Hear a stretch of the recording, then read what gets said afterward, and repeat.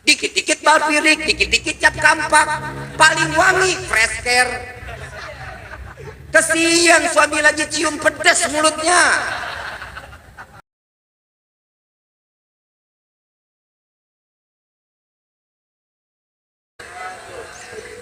Yang sama kita muliakan dan kita hormati para alim ulama, para kiai, para kesepuhan yang selalu kita harapkan doa serta keberkahannya. Ya insyaallah mudah-mudahan Allah panjangkan umur sehat wal afiah. Allah berkahkan kehidupannya fid dini wa dunya wal akhirah. Dan ya insyaallah mudah-mudahan kehadiran beliau-beliau di tempat ini penyebab turunnya rahmah, taufik dan hidayah dari Allah Subhanahu wa taala. Amin ya rabbal alamin.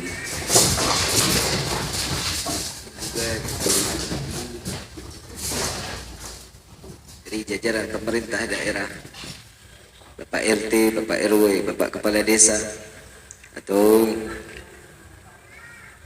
beserta jajarannya, insyaallah mudah-mudahan Allah panjangkan umur sehat wal afiah.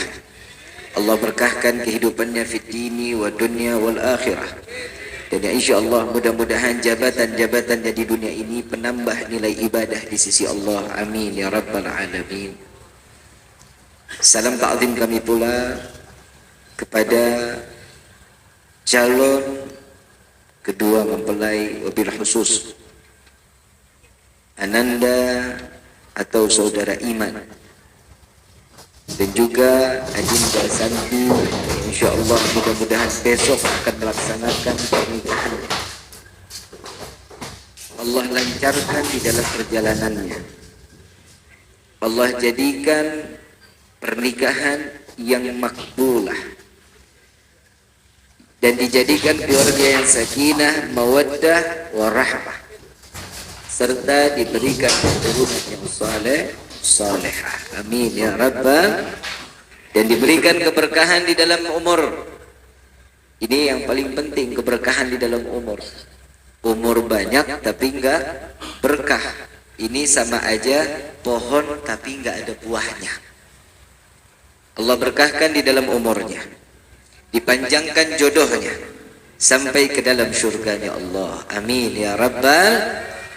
Wabil khusus kepada seluruh tetamu undangan Nabi Yuna Muhammad sallallahu alaihi wasallam yang di malam ini diwasilahkan daripada saudara iman dan keluarga, mengajak kita semua untuk sama-sama bersyukur kepada Allah berupa nikmat di mana akan melaksanakan suatu ritual, dan ritual ini adalah yang disunnahkan oleh baginda Nabi Muhammad sallallahu alaihi wasallam.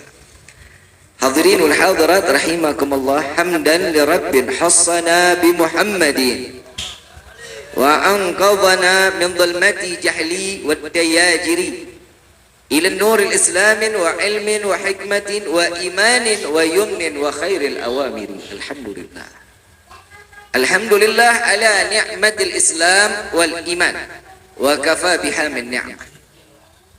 Alhamdulillahilladzi hadana bi abdihil mukhtar man da'ana ilaih bil idzni wa kad nadana labbaika ya man dallana wa hadana. Shalla alayka Allahu bari'uka alladzi bika ya mushaffa'u khassana wa habana.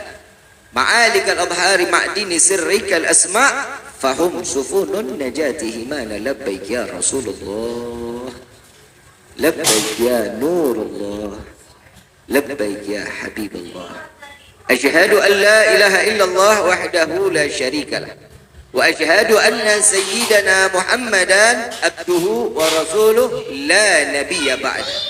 Allahumma fasalli wa sallim wa karrim wa adhim ala sayyidina wa habibina wa syafi'ina wa qurrata a'yunina wa nuril qulubina wa maulana Muhammad sallallahu alaihi wasallam wa ala alihi wa ashabihi wa adwajihi wa dhurriyyatihi wa ahli baiti ila yaumiddin. Ibadallah, usikum wa nafsi bitaqwallahi faqad fa'adal muttaqun. Qala Allah Ta'ala fil Qur'anil Karim, a'udzu billahi minasyaitonir rajim. Bismillahirrahmanirrahim. Ya ayyuhalladzina amanu ittaqullah ittaqullaha haqqa tuqatih wa la tamutunna illa wa antum muslimun.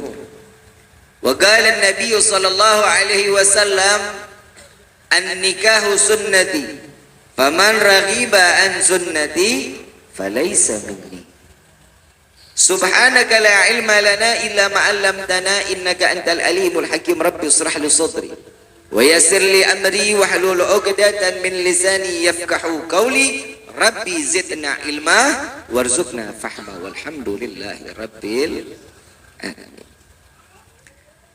Pertama-tama limpahan puji serta syukur kita panjatkan ke hadirat Allah Subhanahu wa taala yang Maha Agung, yang Maha Luhur, yang Maha Bijaksana, yang alhamdulillah di malam yang penuh kemuliaan dan keberkahan ini, penuhnya kebahagiaan, Allah masih titipkan kita dalam keadaan nikmat Islam, nikmat iman, nikmat sehat wal afiah, nikmat umur yang panjang yang insyaallah kenikmatan ini tidak Allah hapus sampai ajal menjemput kita. Mudah-mudahan kenikmatan demi kenikmatan Allah ganti dengan pahala yang berlimpah. Dengan kenikmatan yang hak, setiap hamba akan diberikan kenikmatan yang pasti saat kita dikumpulkan di dalam syurganya Allah. Amin ya rabbal. Salawat beserta salam terlimpah curah keharibaan Nabi besar Muhammad sallallahu alaihi wasallam beserta keluarga, sahabat hingga umatnya sampai yaumil qiyamah. Sama-sama kita mengangkat kedua belah tangan. Mudah-mudahan saat ini yang kurang di dalam rezeki, Allah bukakan pintu rezeki yang banyak, yang berkah, yang halal, yang bermanfaat sampai ke akhirat. Yang belum dapat jodoh dipertemukan jodohnya. Yang dalam keadaan sakit Allah angkat penyakitnya. Setiap orang yang mendapatkan suatu kenikmatan ditambahkan lagi kenikmatan dari Allah Subhanahu wa taala. Amin ya rabbal.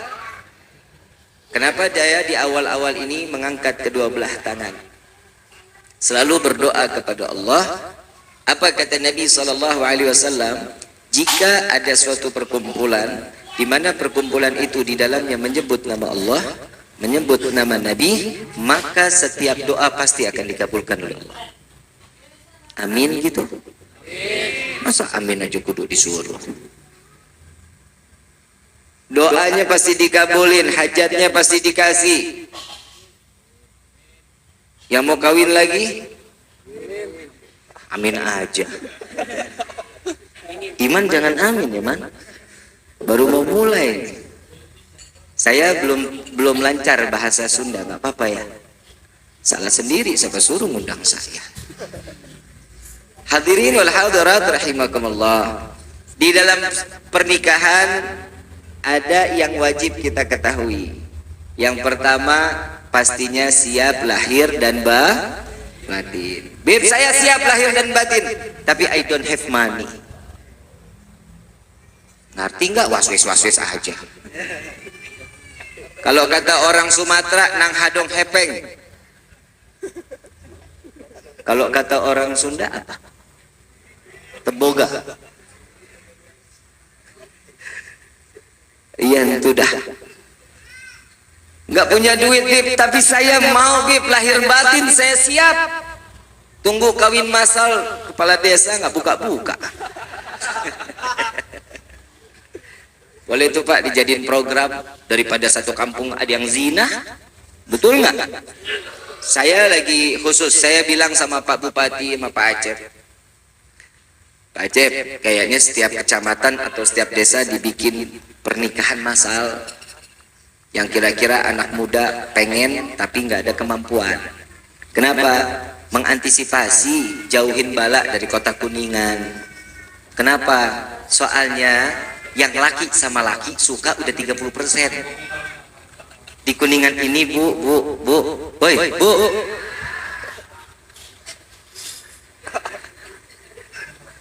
Kalau saya bingung ibu-ibu kalau ngelihat saya tuh bawaannya serius saja. Lagi pada bingung ini diciptain hidungnya dari apaan ini orang. Bu, punya anak laki nggak di rumah? Diperiksa bu, diperiksa. Bener-bener, saya ngomong nggak bohongan, karena di Kabupaten Kuningan ini saya megang pemuda-pemudi Kabupaten Kuningan, khususnya di Bikers Community. Di bikers anak-anak motor khususnya.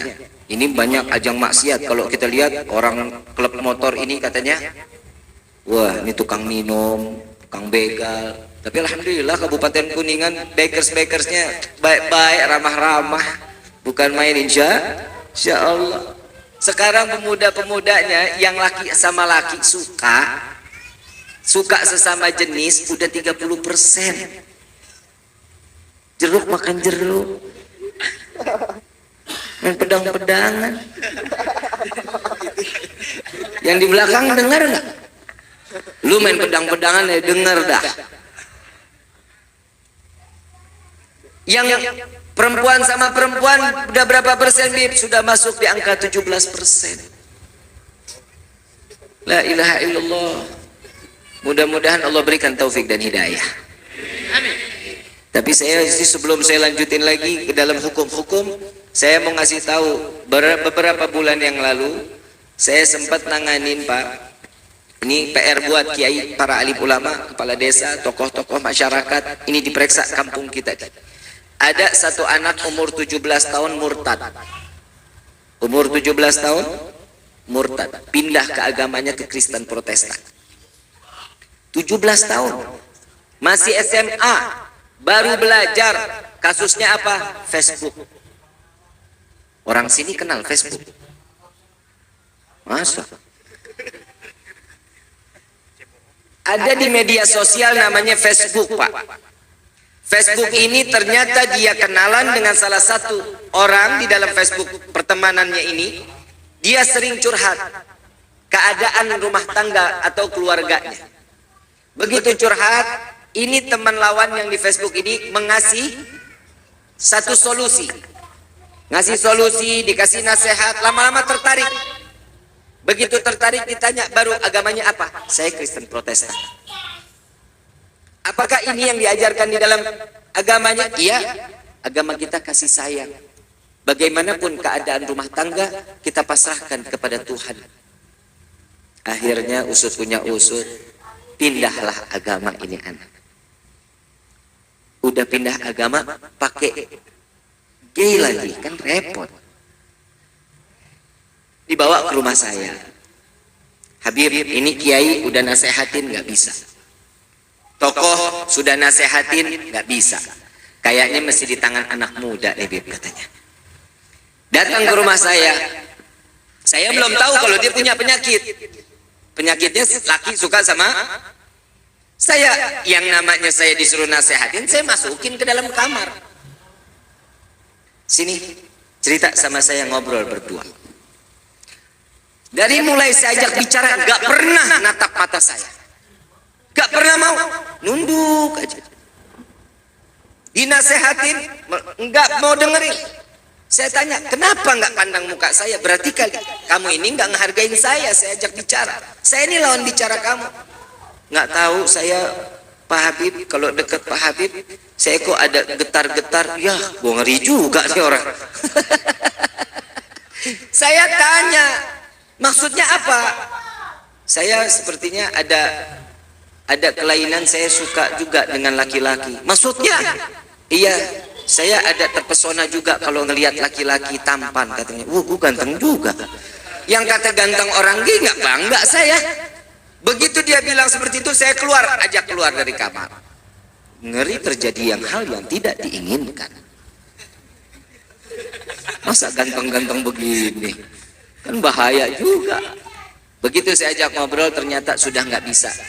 Kemungkinan besar ini orang sudah mulai dicuci otaknya. Makanya ibu, bapak, kalau sayang sama anak, kasih handphone, tapi diperiksa. Minimal 2 hari sekali. Syukur-syukur tiap mau tidur. Bib, tapi handphone anak saya di password. Ambil, minta, disuruh buka. Nggak mau, Bib, pakai sidik jari. Suruh ambil sidik jarinya. Nih, bukain handphonenya, saya mau periksa. Sama siapa dia berteman, dengan siapa dia bergaul, siapa lawan bicaranya. Itu dicari tahu. Anak saya mah aman, Bib. Pulang sekolah, langsung masuk kamar. Enggak keluar lagi. Bahaya juga kalau mati, gimana? Begitu udah sampai masuk kamar, lihat dulu yang di tangannya apa. Kalau ada handphone di tangannya, ingat Bu, Pak, handphone itu bisa menjelajah dunia. Satu genggaman di tangannya, dia bisa tahu bagaimana negara lain, bagaimana apa yang dia ingin tahu, situs semuanya sudah terbuka. Yang pornonya, yang lainnya, semua sudah terbuka. Apalagi pinjaman online. Sekarang udah banyak pinjaman online. Anak kita pinjaman online, nggak taunya dia cuma ngasih modal foto KTP, yang pusing kita. Tahu-tahu bunganya sampai 15 juta. Udah banyak yang sekarang kayak begitu, udah banyak. Hati-hati Pak, Bu, tanggung jawab kalian sampai di hadapan Allah. Saya cuma mau ngasih tahu hadis Nabi Sallallahu Alaihi Wasallam mengatakan di dalam hadisnya Sahih Imam Bukhari, hasan hadis ini. Anak itu fitnah.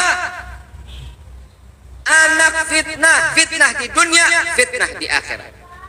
Tergantung bagaimana kita cara ngedidik anak-anak kita. Bib, anak saya mas sekarang mah, ya Allah Bib, ngelawan nama saya. Salah siapa? Jangan disalahin anaknya, salahin orang tuanya. Kenapa? Terlalu enak, terlalu ngebiarin. Bib, anak saya perempuan susah banget suruh pakai hijab. Udah Bib, saya biarin aja. Hati-hati. Saat ada pembiaran, Allah laknat satu kampung. Hati-hati loh. Yang satu orang nggak mau pakai kerudung, dinasehatin nggak mau, di masa bodohin sama orang tuanya, satu kampung diadab sama Allah. Hati-hati loh. Ini mudah-mudahan anak perawan di sini semuanya pakai hijab ya. Insya. Kalau mau tidur buka, jangan kayak sinetron. Saking mau nutup rapat sampai tidur juga dipakai, akhirnya bangun kecekek modar. Paham ya? Bapak tanggung jawab ya Pak. Tanggung jawab loh dunia akhirat. Kalau anaknya belum nikah, yang perawan, yang perempuan, ya tanggung jawab dunia akhirat. Kalau sudah nikah, urusan suaminya. Biarin urusan suaminya. Suaminya mau puter sono puter sini terserah. Wajib hukuman daripada suaminya. Karena tanggung jawab orang tua udah selesai. Kalau laki-laki sampai yaumil kiamah, orang tua tanggung jawabnya. Tuh bedanya laki-laki sama perempuan. Padahal perempuan itu masuk surga paling gampang. Mau tahu caranya? Benar. Nggak nyesel. Kan mulai ragu-ragu. Saya mau tanya dulu sama ibu, Bu mau nggak masuk surga? Benar. Nggak nyesel. Mau dikasih tahu? Nih pasang kupingnya benar-benar. Kalau ibu mau masuk surga paling gampang. Penasaran lo kan? Kasih tahu nggak ya?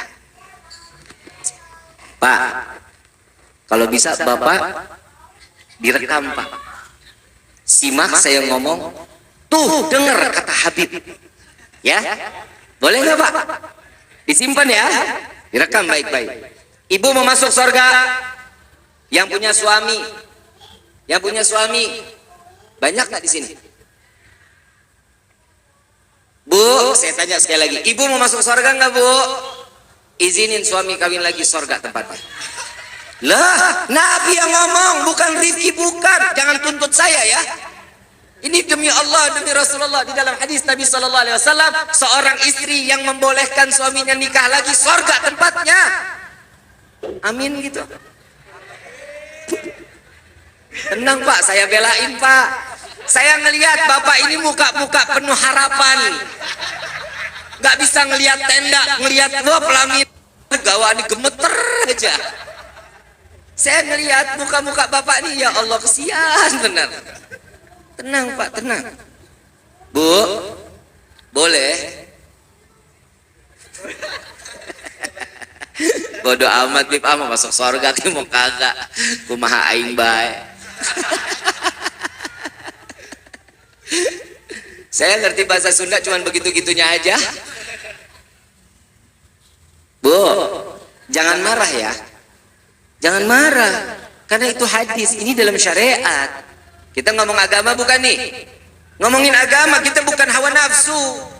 Sekarang kalau ibu masih juga nggak yakin, yuk kita bahas firman Allah Subhanahu wa Ta'ala. Nah, tenang Pak, gue kasih lobang loh. Tenang. Allah Subhanahu wa taala, saya mau tanya dulu tapi ibu yang jawab ya. Salat 5 waktu siapa yang mewajibkan? Masa Allah nggak tahu? Salat 5 waktu yang mewajibkan siapa? Allah. Jika tidak melakukan hukumannya dosa besar. Zakat hukumnya apa? Wajib. Yang perintahin Allah. Jika tidak melakukan zakat dosa besar. Puasa bulan Ramadan siapa yang mewajibkan? Yang perintahin.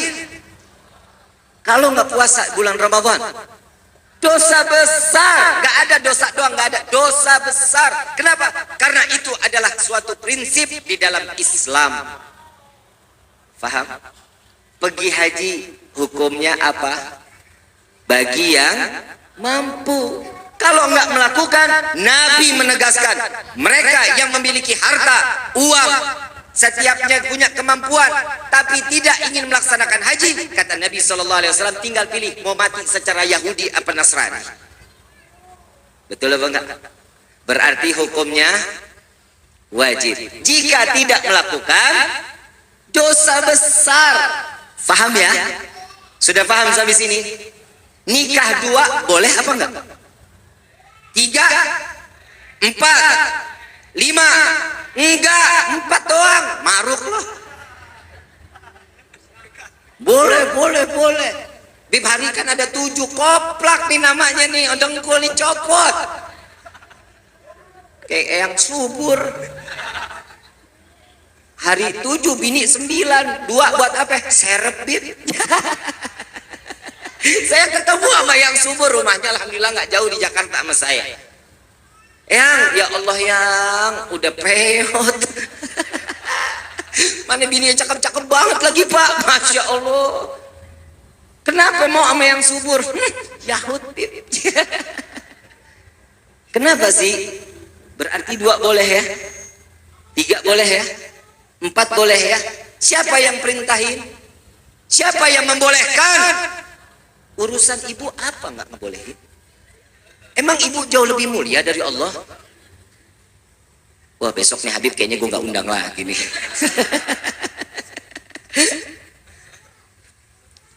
Bib, saya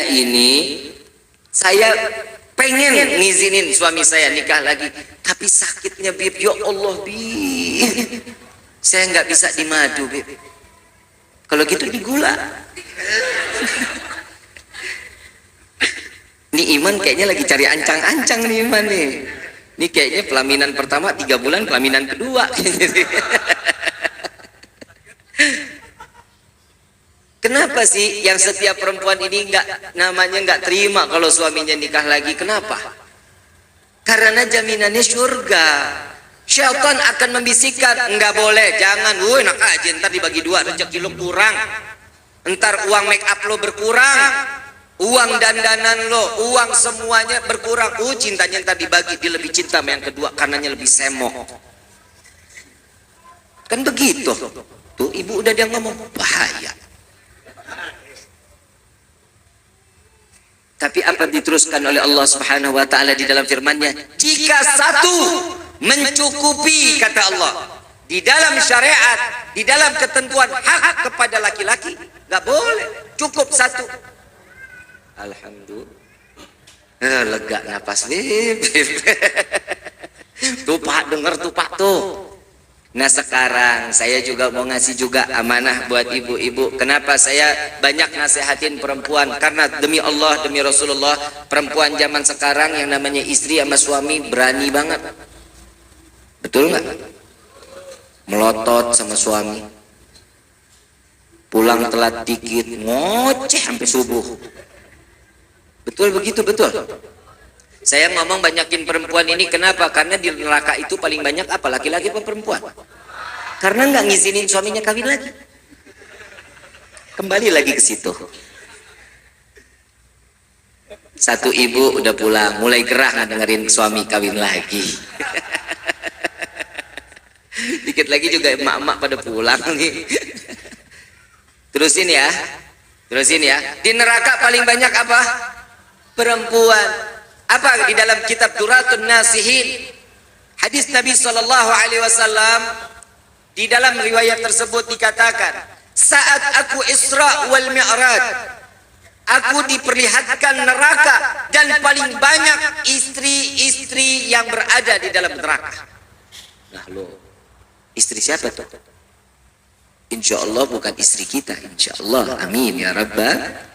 Mudah-mudahan ya ibu-ibu di sini, ibu-ibu yang solehah semua.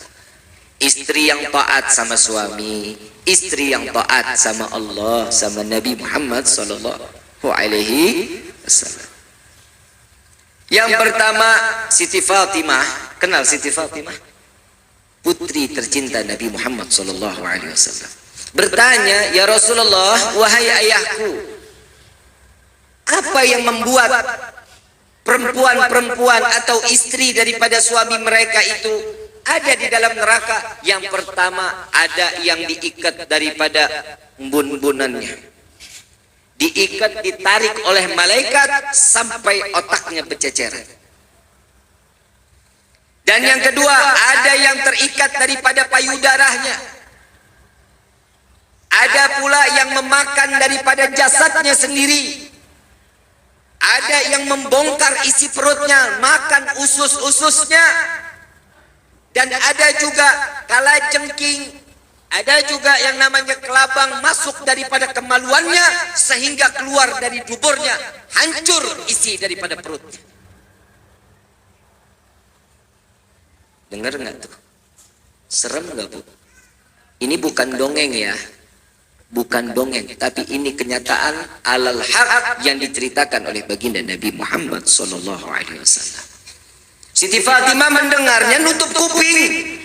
Siti Fatimah menutup kupingnya sambil menggelengkan kepalanya, tidak sanggup dengarnya. Khawatir dirinya yang akan mendapatkan siksaan tersebut. Sedangkan Siti Fatimah Al-Batul Az-Zahra yang tersucikan dan yang teraman daripada siksa api neraka, masih menangis mendengar suara perempuan seperti itu. Sampai saat itu Siti Fatimah bertanya lagi, ya Rasulullah, tidak tahan aku mendengar daripada ceritamu ini. Aku ingin mendengar apa dosa daripada istri tersebut yang mereka ditarik daripada rambutnya sampai ke ubun-ubunnya, sampai tercecer otaknya, mereka yang sampai mati tidak menutup auratnya. Dan yang kedua, yang menggantungkan daripada payudaranya, mereka yang mengumbar jasad atau badannya untuk dilihat daripada laki-laki yang bukan mahramnya.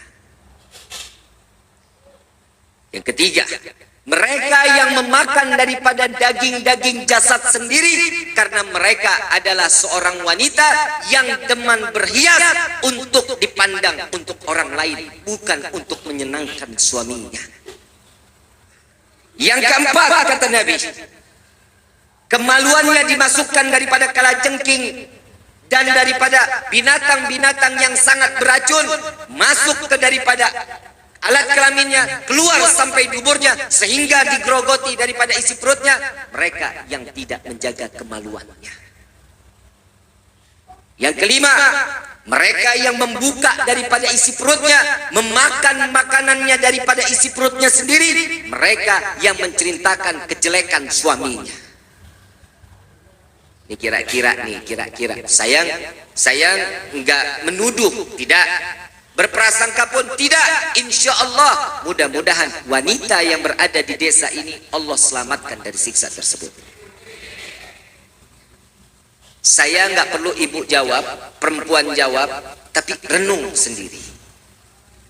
Dari sekian banyak yang diceritakan, ada nggak salah satunya yang saya tidak jaga daripada kehormatan suami saya? Sampai Nabi mengatakan, Bu, Pak, untuk menyampaikan kepada istri di rumah.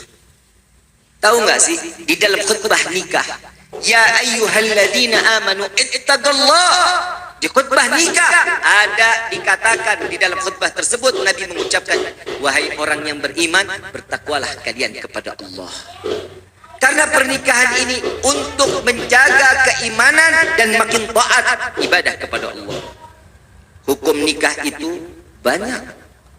Bisa jadi sunnah, bisa jadi wajib, bisa jadi haram. Kapan ini terjadi? Sunnah jika, simak baik-baik, jika pernikahan tersebut ingin menambahkan nilai ibadah mereka kepada Allah, maka sunnah hukumnya. Pernikahan hukumnya sunnah.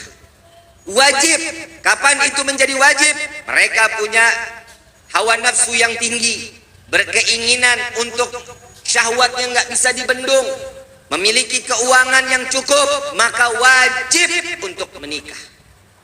Keuangan yang cukup maksudnya bisa menafkahi, memberikan nafkah lahir dan batin. Kapan itu menjadi haram? Nih yang bahaya. Ini yang benar-benar bahaya. Kita nggak sadar ini. Pernikahan kita bisa menjadi haram jika sebelum menikah mereka orang yang pandai beribadah, setelah menikah dia orang yang lalai kepada Allah. Haram pernikahan tersebut. Mudah-mudahan Allah jaga pernikahan kita.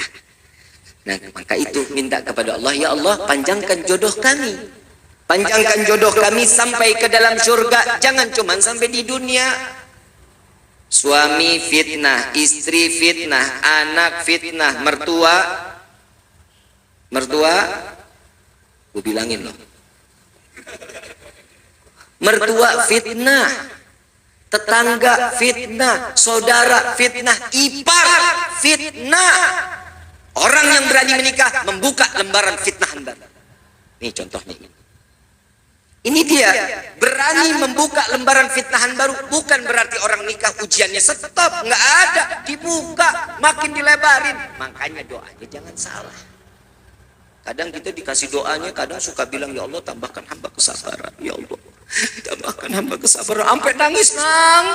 Kenapa? Ujian terus, Bib, nggak selesai. Ujian lagi, terus minta sabar. Iya, pantesan. Karena diminta sabar, ujiannya lagi. Sabar lagi, uji lagi. Terus sampai di mana batas kesabaran? Mintanya jangan minta sabar. Mintanya apa? Ya Allah, selesaikan permasalahanku selama di dunia sampai di akhirat. Itu doanya. Ini doanya, ya Allah minta sabar. Besok diuji lagi, gak kelar-kelar ya Allah. Ya doanya salah.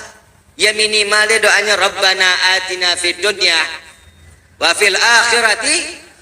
Kan minta kebaikan, minta diselamatin. Itu doa yang mustajab. Udah doanya jangan neko-neko dah, jangan macam-macam. Doanya apalagi? Minta kaya, minta ya Allah jadikan hamba orang yang kaya raya. Mau kaya raya mau berkah? Bohong ah. Muka-mukanya perlu duit kayaknya nih. Hah? Mau berkah menjadi orang kaya? Minta sama Allah, ya Allah jadikan kami menjadi hamba yang kaya namun berkah. Orang kaya banyak. Banyak orang kaya. Yang berkah dikit. Orang kaya yang berkah dikit. Contoh yang ditangkap KPK. Tahu KPK? Komisi Pemberantasan Kuda.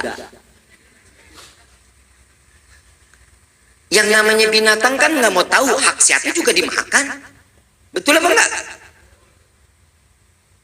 Orang kaya banyak, yang berkah dikit. Yang ditangkap KPK untuk orang kaya semua, Bu. Duitnya penghasilannya triliunan. Setahun bisa 10 triliun, 4 triliun. Pernah lihat duit 1 triliun? Pernah? Pernah nggak? Nggak pernah. Sama gue juga. Di desa, kalau 1 triliun dibeliin cendol, tenggelam. Benar loh. Subhanallah. Mintanya sama Allah menjadi orang kaya yang berkah. Kalau ini sudah terjadi, maka kehidupan kita nikmat. Dapat sedikit, alhamdulillah. Yang nuntut juga perempuan kadang-kadang, Bib. Bahasaan perempuan kalau udah ngeliat duit, hijau matanya. Bukan ibu-ibu sini. Jakarta ya begitu. Desa apa? Saya tanya, ibu aslinya mana? Sagarahia. Yang namanya perempuan mah udah kodratnya matre. Tahu matre? Mata duitan. Ibu Ngaku nggak? Ngaku nggak? Harus ngaku. Kalau ibu bilang saya enggak, bohong. Saya kasih pilihan, saya bawa uang, saya kasih 100 sama 1 juta, yang dipilih yang mana? Oh kan matre loh.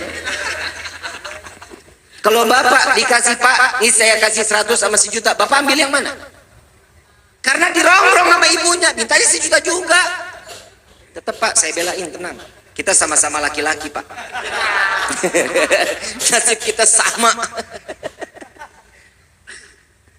Bib, yang namanya perempuan matre doyan duit, masa ya Allah Bib, itu mah udah kodrat Bib. Emang beli lipstik pakai apa? Tuker guling.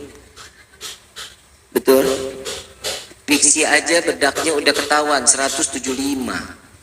Lipstik yang namanya makeover udah 220. Krim siang, krim malam, toner, sabunnya satu paket 375. Belum lagi deodorannya, belum lagi maskaranya udah 125. Blush onnya dengan paket-paketannya, dengan koasnya, semua 240. Habib tahu banget bini gua. Pegel banget, pegel. Semuanya kan pakai modal, Bib. Kalau mau istrinya cantik, iya, memang. Pokoknya kalau ada yang bilang, Bib, saya nggak berani nikah, Bib. Belanjaannya banyak. Sampai kapan? Laki juga nggak bakal kawin. Nah kenapa? Emang perempuan butuhnya begitu. Nah kalau laki-laki yang butuh make up kan lekong namanya. Kan begitu kan. Makanya kalau laki hidupnya simpel, deodoran, body spray, pakai kaos oblong, udah cuman nyisir selesai jalan. Kalau perempuan, ya Allah, mau jalan jam 10, jam 6 udah ke salon. Nyasak sono, nyasak sini. Muka begitu sampai rumah, laki juga bingung, lu siapa? Betul Pak, betul. Kadang kalau dandan, ya Allah, kata Nabi SAW, Nabi kita ini ngasih nasihat luar biasa. Luar biasa. Apa nasihatnya? Jadilah wahai perempuan atau istri pelacur suami kalian. Dengar nggak Bu? Pura-pura nggak dengar loh. Bu, tahu nggak kata Nabi apa? Wahai wanita, wahai para istri, jadilah kalian pelacur suami kalian. Tahu pelacur? Tahu pelacur? Masa nggak tahu? Tahu nggak? Kalau duduk pakai you can see, tali satu. Kalau duduknya tuh pahanya sampai sini kelihatan, sambil kipas-kipas. Abang sini bang. Begitu banyak? Begitu nggak? Dulu saya dengar kata orang. Coba lihat pelacur. Kita bahas pelacur boleh? Ini model-model begini nih. Tapi mudah-mudahan di sini mah jauh ya. Tempat-tempat begituan jauh ya. Jakarta, tetangga saya buka pintu ya, elah enak amat dah. Tinggal tomprok. Kalau kata anak saya tinggal lep.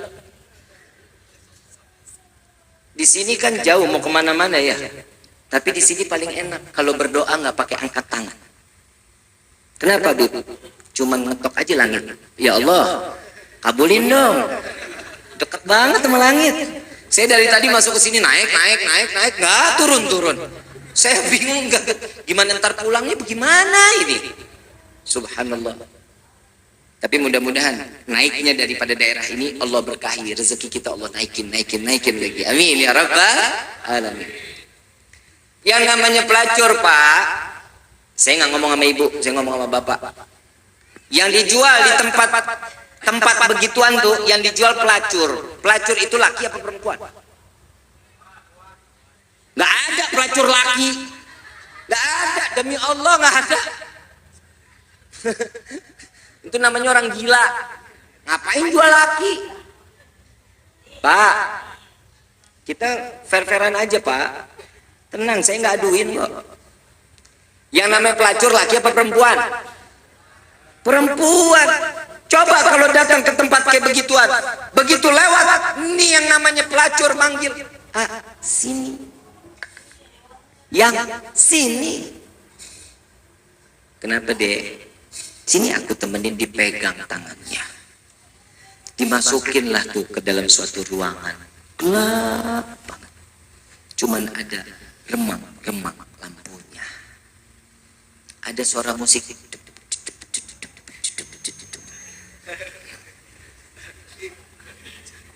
Begitu duduk di sampingnya sambil dipegang tangannya, yang mau minum apa? Mau panas atau dingin? Atau mau panas dingin?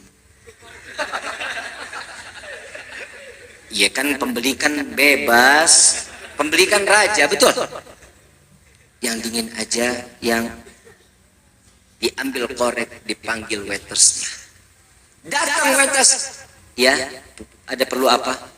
Tolong layani, bikinin yang dingin banget. Kalau bisa begitu dia minum, dianya ikut beku. Begitu selesai minuman telah datang sambil dipegang, gimana pekerjaannya? Lelah hari ini, banyak nggak pekerjaannya? Penghasilan sampai dengan lelahnya ditanya capek apa enggak? Kira-kira istri kita begitu apa enggak? No, yang belakang ngaku no. Kenapa sih laki-laki paling banyak ke tempat pelacuran? Karena itu yang dicari. Apa? Perhatian. Makanya ibu kalau ketemu suami dandan yang wangi, jangan balsem mulu. Dikit-dikit balpirik, dikit-dikit cap kampak. Paling wangi fresh care. Kesian suami lagi cium pedas mulutnya. Betul Pak, betul. Udah daster bolong dipakai mulu. Peniti atas, peniti bawah, samping peniti. Ya Allah, buang apa buang? Suami datang capek, pengen peluk kesah, begitu peluk tangan ketuncap. Senang kagak, sayang hilang, tetanus. Lah iyalah peniti karatan. Nyuci ngikut, nyetrika ngikut, jemur ngikut tuh peniti. Masya Allah, dibuang. Bu, sayangin suaminya. Kalau udah nggak ada nyesel nantinya. Tahu Siti Khadijatul Kubra? Siti Khadijatul Kubra adalah istri Nabi Muhammad SAW yang luar biasa. Tanpa ada suatu hal apapun, dengan menerima Nabi ikhlas lillah wa fillah, dengan harta, dengan jasad, dengan pikiran, dengan semua yang dari ujung rambut sampai ujung kakinya, semua diberikan untuk Nabi Muhammad SAW. Kita tahu betul, bapak tahu, bu, ibu tahu, Mekah, kota Mekah itu, insya Allah mudah-mudahan Allah ringankan langkah kaki kita untuk melaksanakan ibadah umrah dan haji. Kita tahu bagaimana Mekah, kita tahu bagaimana Madinah. 70% wilayah Mekah itu tanahnya punya Siti Khadijatul Kubra. Saudagar yang paling kaya, istrinya Nabi dinikahin umur 45. Masya Allah. Dinikahin apa kata Nabi? Persyaratan orang menikah. Man, lu dengerin gue nih man. Persyaratan orang nikah yang pertama, lihat si perempuannya. Cantik apa jelek? Bukan jelek, kurang cantik. Itu yang pertama. Yang kedua, setelah itu kaya apa enggak? Kaya atau tidak? Kenapa si Beb yang dipilih kaya atau tidak? Yang pertama, kayanya seorang perempuan itu bisa membawa keberkahan untuk suaminya. Bukan dihabisin sama laki, bukan. Kayanya seorang istri bisa membawa keberkahan kepada suami. Suami pun akan tumbuh, ingin mencari rezeki lagi, nyari rezeki lagi. Untuk apa? Untuk membahagiakan istri. Yang ketiga, lihat latar belakang keluarganya. Latar belakang keluarganya bagaimana? Itu dicari tahu. Ya, ahli ibadah atau enggak? Kalau enggak ibadah, jangan dia. Kenapa? Bakal nyusahin nih nantinya nih. Paham ya? Yang kelima apa kata Nabi?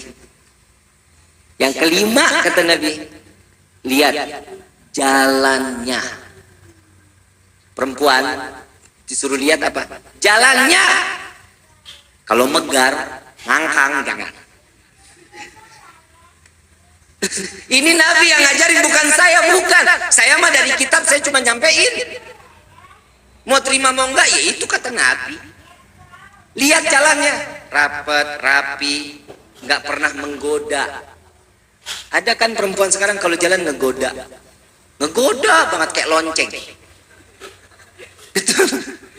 Makanya perempuan itu dikatakan oleh Nabi, Siti Fatimah mengajarkan pula, pakai bajunya tuh jangan sampai kelihatan bentuk tubuh. Jangan sampai kelihatan bentuk tubuh. Makanya ibu dandan di depan suami. Dandan, suami pergi nih. Di sini rata-rata apa?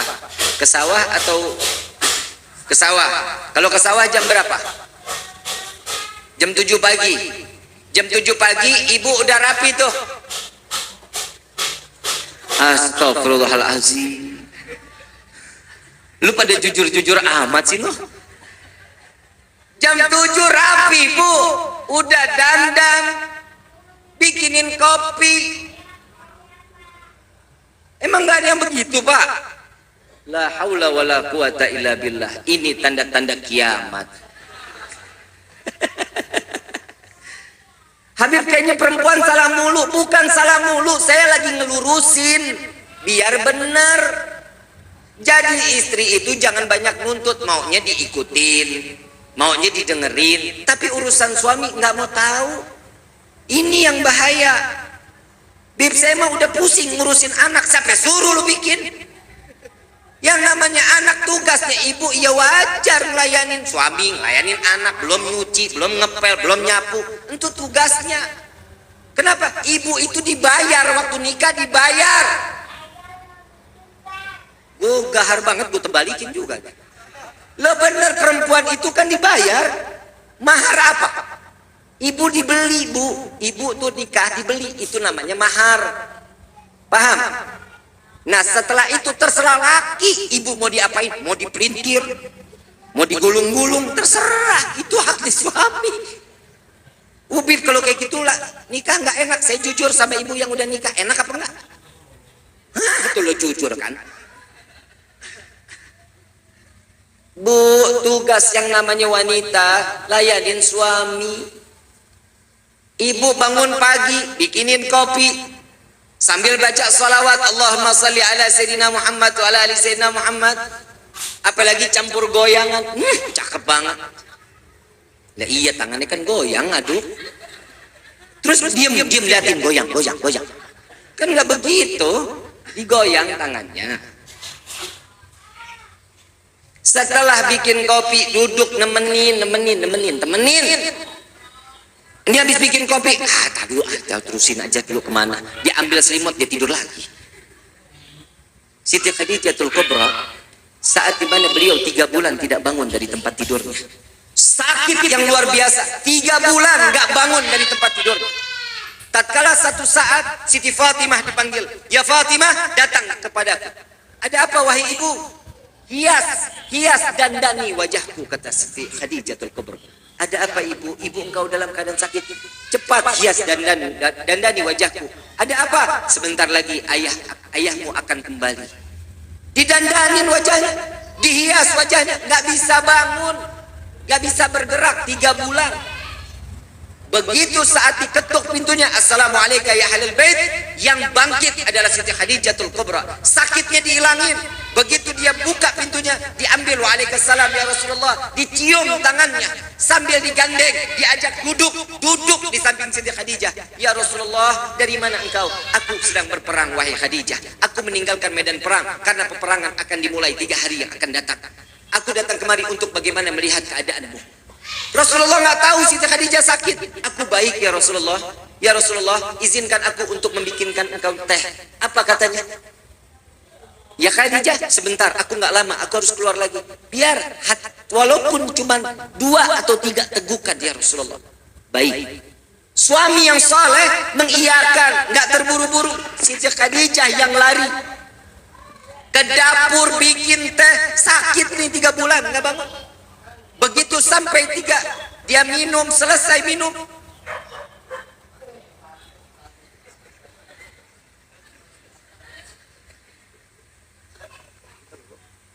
kita kan nggak ngomongin dia ya.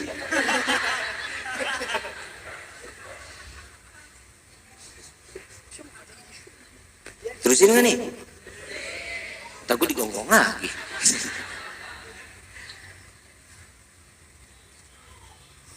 Setelah saat dimana setelah membuat minuman dikasih ke si Rasulullah, diminum oleh Rasulullah, selesai itu Rasulullah bangkit pergi. Ya Khadijah, aku harus pergi kembali untuk ke medan perang. Silahkan ya Rasulullah, fi amanillah, semoga engkau selalu mendapatkan perlindungan dari Allah. Istri yang salehah mendoakan suami saat keluar dari rumahnya. Ibu begitu nggak, Bu? Menang baik. Doain ya, Bu ya. Suami keluar dari rumah, ibu berdoa. Begitu Rasulullah baru 10 kaki, jalan kaki 10 kaki dari rumah Siti Khadijah, dipanggil oleh Siti Fatimah berlari, "Ya Rasulullah, kembali ke dalam rumah. Ada apa wahai putriku?" Ibu telah meninggal dunia. Seorang istri telah meninggal dunia setelah melakukan suatu kewajiban seorang istri kepada suaminya. Kira-kira tempatnya di mana? Tempatnya di mana? Surga tanpa dihisab. Ibu mau masuk surga tanpa dihisab, mau? Gak perlu sholat sunnah, gak perlu puasa sunnah, qabliyah, ba'diyah, gak usah. Sholat apa yang namanya sholat duha, sholat tahajud, sholat taubat, gak usah. Wajibnya aja jalanin 5 waktu wajib, puasa bulan Ramadan, baca Al-Quran, zakat yang benar, itu aja yang diwajibin. Yang sunnahnya nggak usah, cuman satu kuncinya, taat apa kata suami, iya, sorga tempatnya. Jangan banyak, Bu. Nih satu lagi saya mau ngasih tahu, Bu, Pak, kalau di depan anak boleh panggil istri ibu, boleh. Kenapa? Karena mendidik anak untuk manggil seorang ibu. Kalau di depan, di belakang anak, panggilannya romantis.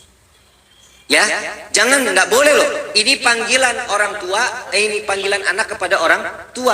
Jangan dipakai kepada pasangan suami istri, nggak boleh. Minimal panggilan nama.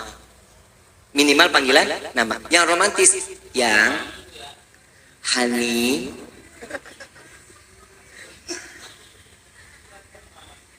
bebek, my love, kemerek spray. Panggilannya no darling, dadar guling. Ya, panggilannya romantis. Yang namanya hubungan rumah tangga nih, imannya kemana? Aku lagi nasehati lu, jalan-jalan lu, man lu ah. Ini kalau yang begini nih udah kayaknya udah expired nih. Romantisnya harus bisa. Rasulullah itu romantis, Pak. Rasulullah itu romantis. Ibu mau tahu nggak, Bu? Rasulullah saking romantisnya pernah satu ketika minta air sama Siti Aisyah. Saya mau tanya dulu, kenal nggak Siti Aisyah? Siti Aisyah itu istri Nabi yang paling cantik. Laler nemplok kepleset. Cantik luar biasa. Sampai dipanggil ya Humairah, yang pipinya kemerah-merah. Nibib, saya mau manggil ya Humairah kepada istri saya, tapi hitam. Jangan dikata hitam, gak boleh kata hitam. Romantisnya gimana? Yang kamu ini sebenarnya bukannya hitam, kamu ini putih yang tertunda. Ya kan nyenengin loh, nyenengin. Ya nyenengin, dikasih gitu. Ayang bisa aja. Itu pasti begitu tuh. Pasti begitu perempuan. Perempuan itu syahwatnya di telinga. Laki-laki syahwatnya di mana?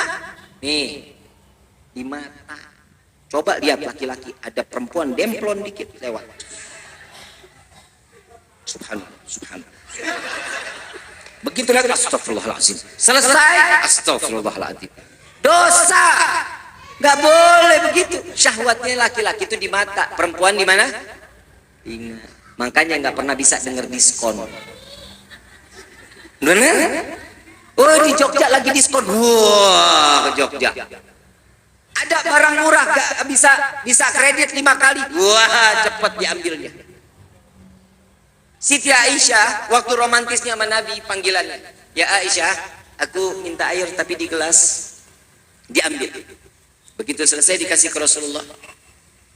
Apa kata Rasulullah? Engkau minum lebih dulu. Ini akhlak ya, ini akhlak seorang istri. Ini harus jadi pelajaran di rumah kita. Yang namanya istri nggak boleh melakukan makan, minum di depan suami lebih dulu, nggak boleh. Nggak Boleh. Ya, ini kayaknya mesti dibahas nih. Ini model-model di sini sambil ngangkat kaki sambil ngajak, Pak, makan yuk Pak, yuk. Oh, bahaya juga nih yang begini nih. Begitu di sini Pak, begitu. Jangan ya, nggak boleh. Yang namanya istri, tuh lihat Siti Aisyah. Tidak ya Rasulullah, engkau dulu minum. Tidak, engkau dulu wahai Aisyah. Diminum oleh Siti Aisyah, satu teguk. Sudah ya Rasulullah. Lagi, sampai kali. Lagi, sampai 3 kali. Selesai, sudah ya Rasulullah. Begitu selesai diputar-putar gelasnya. Siti Aisyah kaget, bingung. Ini kenapa gelas diputar-putar? Apa Nabi jijik minum bekas dirinya?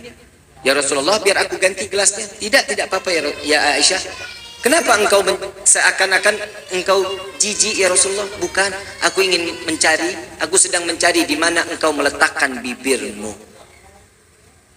Aku ingin meminum dari tempat yang sama, kata Nabi SAW. Romantis nggak begitu? Romantis. Bapak besok begitu Pak. Ibu begitu juga. Bapak lagi ngopi, diambil kopinya, pasti diguyur. Mau ngapain loh? Pasti. Bu, ini yang namanya perempuan batasannya banyak. Benar demi Allah banyak. Ibu harus tahu. Ini mudah-mudahan ngaji, makanya ngaji sama ulama-ulama ya. Ulama-ulama kita di kampung, di tempat kita ngaji. Pak, hukumnya istri ini seperti ini bagaimana? Hukumnya seperti ini bagaimana? Tanya kepada mereka. Kalau kita bahas sekarang nggak cukup, nggak bakal cukup. Mau dibahas sampai jam 4 loh. Nggak apa-apa. Masih kuat emang. Masih mau dengerin? Nggak ngantuk? Nggak lapar? Masih mau? Gogah. Jam 4 loh, ngoceh dulu kan ya. Yang namanya perempuan itu batasannya banyak. Kalau lagi mau pipis nih, pipis, tahu pipis? Kali nggak tahu juga. Perempuan mau pipis tinggalin suami kan di atas tidur, tempat tidur ditinggal kan? Masih digotong-gotong bib. Mesti izin sama suami. Nggak boleh nyelonong masuk kamar mandi sendiri, nggak boleh. Izin. Ya Bib, urusannya bisa perang dunia keempat dong.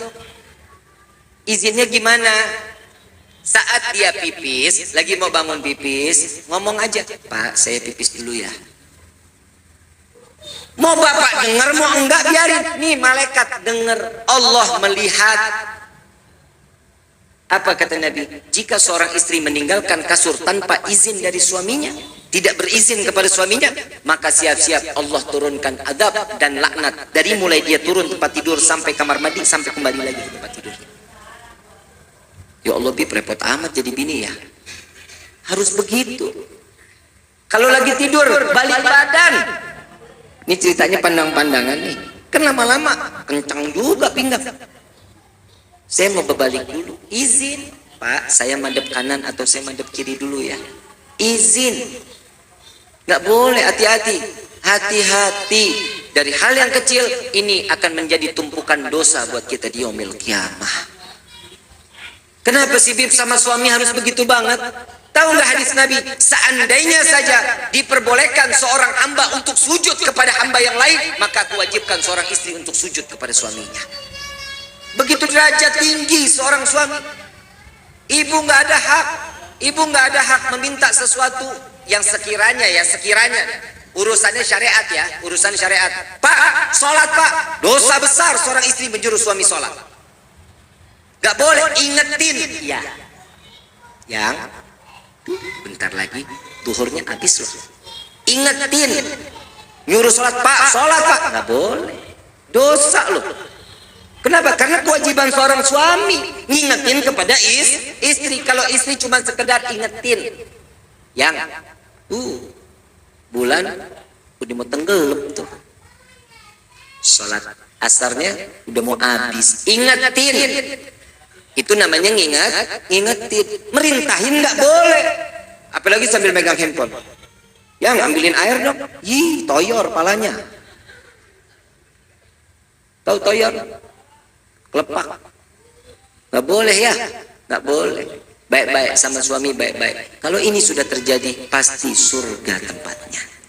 Amin ya rabbal Beb, jadi saya harus bagaimana sama suami? Yuk kita ambil kesimpulan dari semua kisah yang telah kita sampaikan ilmu di malam ini.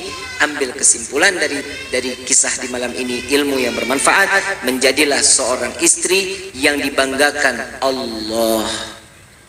Amin ya Rabbal. Ibu taat sama suami yang bangga Allah. Senang. Nabi juga bangga ngelihat umatnya dalam keadaan taat. Semua kan ada pertanggungjawaban di hadapan Allah. Emang kita hidup cuma di dunia. Dunia ini fana, fata morgana, dilihat enak, digapai hayo, kapan aja iya. Ingat, apalagi kalau rezeki dikasih terus bertubi-tubi dari Allah.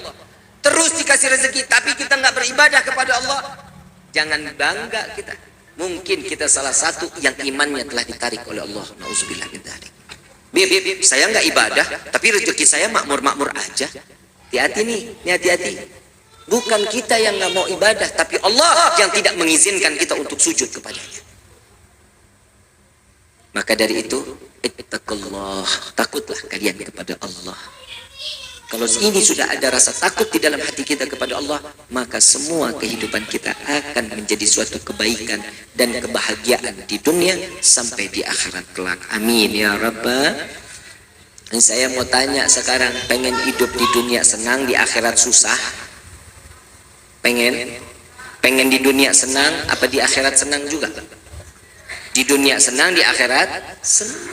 Itu kan tujuan hidup. Apa kata Nabi di dalam hadis Arba'in, hadis terakhir, saat Rasulullah mengatakan kepada Sayyidina Umar, ya Umar, dunia ini, kita, Nabi mengatakan kita ini musafir. Suatu saat kita akan kembali ke tempat asal kita, kata Nabi SAW. Kemana asalnya? Di akhirat. Semua akan dipampang oleh Allah bagaimana kehidupan kita di hadapan di dunia ini. Jadilah pandainya sebagai hamba yang bersyukur kepada Allah. Saya ada satu kisah. Saya kalau cerita Nabi ini, dada saya kayak digodok Pak, Bu, bener-bener. Nabi ini ngasih selamat buat kita ini bukan main. Baik, bukan main. Tapi kitanya nggak punya otak. Kitanya nggak punya pikiran. Kebaikan Nabi kok dibalasnya sama kemaksiatan. Giliran datangnya ke rumah Siti Aisyah radhiyallahu anha wa radhaha. Saat beliau ada di dalam rumah Siti Aisyah, ketemu Siti Aisyah bicara, "Ya Aisyah, adakah engkau mengizinkan aku untuk malam ini aku beribadah kepada Allah?" Apa jawaban Siti Aisyah? "Ya Rasulullah, aku adalah manusia yang paling beruntung. Aku seorang wanita yang paling beruntung. Dari masyriq ilal maghrib, dari barat sampai ke timur, orang berbondong-bondong ingin berdekatan denganmu ya Rasulullah. Ingin bersalaman denganmu, ingin bersentuhan denganmu. Tapi aku di malam ini, engkau berada di dalam rumahku. Engkau berada di dalam kamarku. Engkau berada di atas kasur bersamaku. Engkau satu selimut denganku. Bahkan kulitmu bersentuhan dengan kulitku ya Rasulullah. Aku adalah wanita yang paling beruntung. Jika engkau menginginkan malam ini untuk engkau beribadah kepada Allah, silahkan. Silahkan." Dan di saat itu Rasulullah bangkit dari tempat tidurnya, mengambil wudhu lalu salat. Siti Aisyah memandang Nabi Muhammad SAW. Lalu Nabi, saat di mana gerakan-gerakan Nabi, Siti Aisyah terus tak sadar meneteskan air mata. Begitu sampainya Rasulullah SAW dalam keadaan ingin selesai, terdengar kumandang daripada muadzin Nabi Muhammad SAW, Bilal bin Rabah. Dan di saat itu selesailah malam giliran untuk Siti Aisyah radhiyallahu anha wa radhaha. Habis malamnya untuk Nabi berdekatan dengan Allah Subhanahu wa taala. "Ya Rasulullah, apa yang kau lakukan wahai kekasihku? Wahai suamiku, apa yang kau lakukan sehingga di dalam setiap gerakanmu entah berapa di dalam rakaat engkau apa yang kau lakukan?" Di dalam satu riwayat Nabi telah melakukan salat tersebut 1000 rakaat. Dan di dalam setiap gerakannya aku memandang ada tangisan di dalamnya, kata Siti Aisyah. Dari mulai takbiratul ihram ada tangisan di dalamnya, mulai rukuknya ada tangisan di dalamnya, saat i'tidal ada tangisan di dalamnya, saat dalam keadaan sujud ada tangisan di dalamnya, sampai salam pun ada tangisan di dalamnya. Apa yang membuatmu selalu menangis ya Rasulullah? Apa jawaban Sayyidina Muhammad SAW? Ya Aisyah, tidakkah boleh aku menjadi hamba yang bersyukur kepada Allah? Nabi menangis bersyukur kepada Allah. Kita tahu betul Nabi Muhammad adalah pemegang kunci surganya Allah. Kita tahu betul Allah akan memberikan tempat yang tinggi di hadapannya. Nama yang bersandingan dengan nama Allah.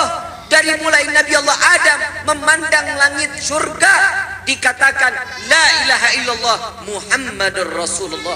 Nama Nabi sudah ada di langit di atas surga Allah Subhanahu wa taala. Coba kita bisa kebayang. Nabi aja masih pandai bersyukur kepada Allah. Bagaimana kita hadirin? Kita ini tiap hari bikin dosa, tiap hari tidak lagi mau dekat kepada Allah, tidak mau lagi kita duduk merenungkan diri apa yang telah kita perbuat di hadapan Allah di atas bumi ini. Ingat, langkah kaki kita akan ditanggung jawabkan di hadapan Allah. Ingat, mata kita akan jadi bertanggung jawab di hadapan Allah. Di dalam satu riwayat yang lain, Rasulullah SAW tidur di samping Siti Aisyah. Kenapa dari tadi saya mengatakan Siti Aisyah? Karena rawi atau syarah daripada hadis Nabi SAW yang paling banyak ini yang dikeluarkan daripada Siti Aisyah radhiyallahu anha waradhaha, karena hidupnya panjang bersama Nabi Muhammad SAW. Saat beliau tidur ada di sampingnya, aku memandang Nabi dalam keadaan membuka matanya. Tatkala aku dalam keadaan tertidur, sejenak aku tertidur, aku bangkit, aku melihat Nabi sudah tidak lagi ada di sampingku. Aku cari di mana Rasul sallallahu alaihi wasallam, ternyata Nabi sallallahu alaihi wasallam ada di dalam Masjid Nabawi. Sedang apa Rasulullah? Saat itu dicari, ditunggu, dilihat. Berapa kali, entah berapa kali, sampai ditanya, ya Rasulullah, apa yang kau lakukan? Kapan engkau istirahat ya Rasulullah? Kapan engkau tertidur? Apa jawaban Sayyidina Muhammad sallallahu alaihi wasallam? Ya Aisyah, jika aku tertidur, bagaimana nasib umatku di yaumil qiyamah? Bagaimana nasib umatku di yaumil qiyamah? Jika aku tertidur, Rasulullah 23 jam membuka matanya selalu berdekatan dengan Allah. 1 jam dibagi-bagi untuk dia berbicara, untuk dia ngobrol, untuk dia mengajar, untuk dia mandi, untuk dia ambil wudhu. 1 jam dibagi untuk kehidupan Nabi SAW. 23 diberikan kepada Allah Subhanahu wa ta'ala. Sampai ditanyakan, apa yang kau lakukan sampai kakimu dalam keadaan bengkak? Setiap malam aku harus sujud kepada Allah, menggelar daripada sorbanku ya Aisyah. Untuk apa ya Rasulullah? Tidak lepas 1 malam 1000 rakaat aku sholat taubat kepada Allah. Nabi tidak pernah berbuat dosa.